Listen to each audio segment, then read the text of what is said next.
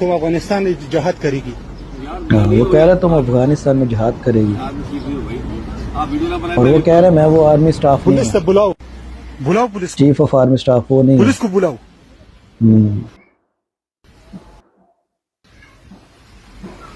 دا وګورئ د پاکستان د پوځ مشر کونی باجوا ټول عمر یې کونه ورکوله، اوس دلته راغلی ده په اروپا کې کونه ورکوي په سپینه ګیره.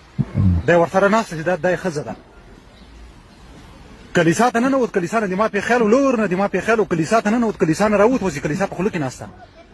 دلته مې شاته پولیس که دا پولیس نه وای ما په ده باندې شروع کوله، دومره به مې ډبولی و لکه یہاں پہ وہ گالیاں نکال رہا. دلته مې شاته پولیس دي. ہم آپ کو اوریجنل ویڈیو نہیں دکھا سکتے څلوېښت کیونکہ کاله یہ دی تو دا الاؤ په نہیں. افغانستان کې نه ده، په افغانستان کې دی نه ده. جهاد روا ده، جهاد روا ده. او خپله لوري سیده سرتور سر ګرځي، په نیکر کې ګرځي. دلته چې لوري تاسو لیدلې، دلته لوري م ورسره وه، زوی م ورسره و. دا زوی تاسو لیدلی وای، لوري تاسو لیدلې وای، لوري تاسو لیدلې وای چې په نیکر کې ګرځي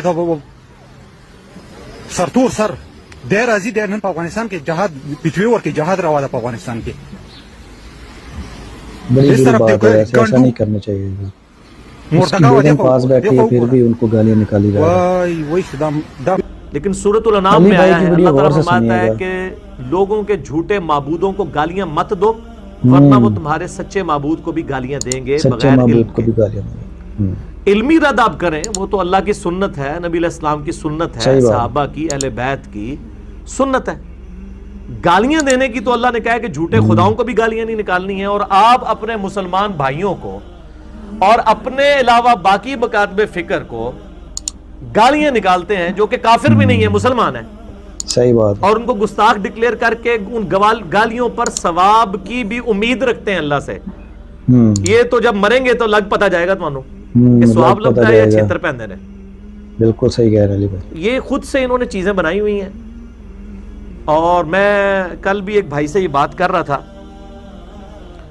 کہ ان کا اصلی چہرہ پبلک کے سامنے لا کے رکھنا چاہیے. اس کا بڑا آسان طریقہ میں آپ کو بتاتا ہوں. گورنمنٹ لیول پہ یہ کام کرنے کا ہے. یہ جتنے آ کے ٹی وی اینکروں کے پاس بیٹھ کے میٹھی میٹھی باتیں کر رہے ہیں، تقریروں کے اندر بڑی میٹھی میٹھی باتیں کر رہے ہیں، لیکن جمعے کے خطبوں میں اور اپنی نجی محفلوں میں دوسروں کو برا بھلا کہتے ہیں، برا بھلا کہتے ہیں. اور ٹی وی پہ کہتے ہیں یہ بھی ہمارے بھائی ہیں، سنی شیعہ بھائی ہیں، بریلوی دیوبندی اہل حدیث سارے آپس میں بھائی بھائی ہیں. حالانکہ ایسا نہیں ہے، ان کے اصل عقیدے یہ نہیں ہے. اس کا بڑا آسان طریقہ ہے. ان کی اس چہرے پہ جو انہوں نے نقاب اوڑے ہوئے اور یہ میک اپ کیا ہوا جعلی، یہ اتارنے کا بڑا آسان طریقہ ہے کہ آپ کسی بریلوی مکتبہ فکر کے عالم دین کے پاس چلے جائیں پاکستان لیول کے، اور اس کو کہیں کہ مجھے صرف یہ سٹیٹمنٹ لکھ دو کہ دیوبندی، اہل حدیث اور شیعہ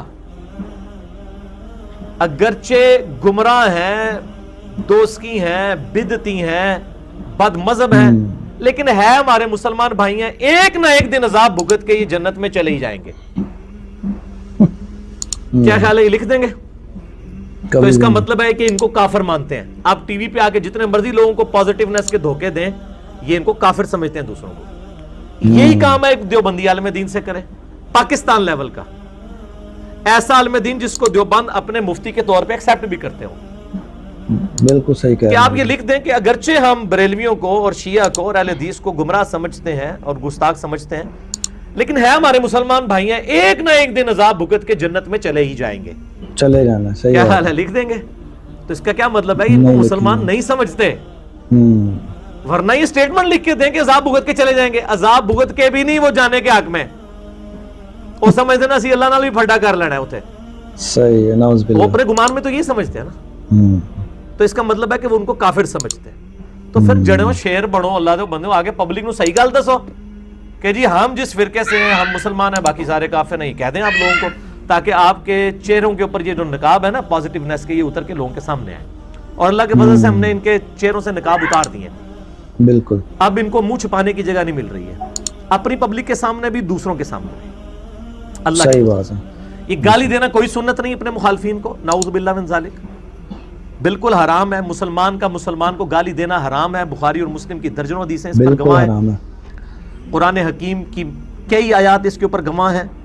باقی یہ جو انہوں نے دلائل پکڑے ہوئے ہیں وہ بالکل اس طریقے سے نہیں ہے جیسا یہ پیش کرتے ہیں. بالکل صحیح کہہ رہے ہیں. مثال کے طور پہ کہتے ہیں جی اللہ کی سنت اس طرح ہے کہ اللہ تعالیٰ نے فرمایا تبت یدا ابی لہب و تب، کہ ابو لہب کے ہاتھ ٹوٹ جائیں اور وہ تباہ و برباد ہو گیا. وہ کہتے ہیں دیکھیں اللہ تعالیٰ نے ابو لہب کو گالیاں دی ہیں، ان کو شرم بھی نہیں آتی ہے کہ یہ اپنے فرسودہ عقیدے کو ثابت کرنے کے لیے اللہ کے اوپر جھوٹ باندھ رہے ہیں. اس میں گالی کون سی ہے؟ استغفر اللہ استغفر اللہ، یہ تو بد دعا ہے، بد دعائیہ کلمات ہیں. بد دعا دینا تو نبی علیہ السلام کی سنت ہے، اور یہ جھوٹ مشہور انہوں نے کیا جی نبی نے تو کدے اپنے جڑا دشمنوں نے بھی بد دعا نہیں دیتی. بالکل جھوٹ ہے. بخاری مسلم میں درجنوں حدیثیں آپ صلی اللہ علیہ وسلم نے اپنے دشمنوں پہ قنوت نازلہ پڑھ کے ان پہ لعنت فرمائی اور کہا اللہ ان کو تباہ و برباد کر دے. جھوٹ بولتے ہیں. ہاں یہ بات درست ہے کہ آپ نے اپنی ذات کی خاطر کبھی کسی کو برا نہیں کہا. اللہ کے معاملے میں اپنی ذات کے لیے کبھی کوئی لحاظ نہیں کیا. وہ تو اپنے اصحاب کو کہہ دیا. مسلم شریف میں حدیث ہے کہ جو لوگ مسجد میں جماعت سے نماز نہیں پڑھتے، میرا دل کرتا ہے کہ میں اپنی جگہ کسی کو امام کھڑا کروں، اگر مجھے بچوں اور عورتوں کا خیال نہ ہو کہ وہ ان پہ جماعت واجب نہیں، وہ گھروں میں پڑھ رہی ہیں، میں تمہارے گھروں کو آگ لگا دوں. کہتے ہیں پازیٹیو باتیں کریں. پازیٹیو بات ہے آپ کی ڈاکٹرائن میں، ہماری ڈاکٹرائن میں بالکل پازیٹیو بات ہے. اللہ کے احکامات کے معاملے میں ایسا ہی ہوگا. بخاری مسلم دونوں میں حدیث ہے. ایک فاطمہ نامی عورت نے چوری کی، اس کی چوری کی شکایت نبی علیہ السلام کو، اس کی سفارش کی گئی کہ اس کو چھوڑ دیا جائے، یہ ذرا اعلیٰ خاندان سے ہے. آپ علیہ السلام ممبر پہ چڑھے اور آپ نے فرمایا حمد و صلات کے بعد کہ تم سے اگلی قومیں اسی لیے برباد ہوئیں کہ ان کے اشرافیہ کے لیے اور قوانین ہوتے تھے اور غریب لوگوں کے لیے اور. اللہ کی قسم میری بیٹی فاطمہ بھی چوری کرتی، میں اس کے بھی ہاتھ کٹوا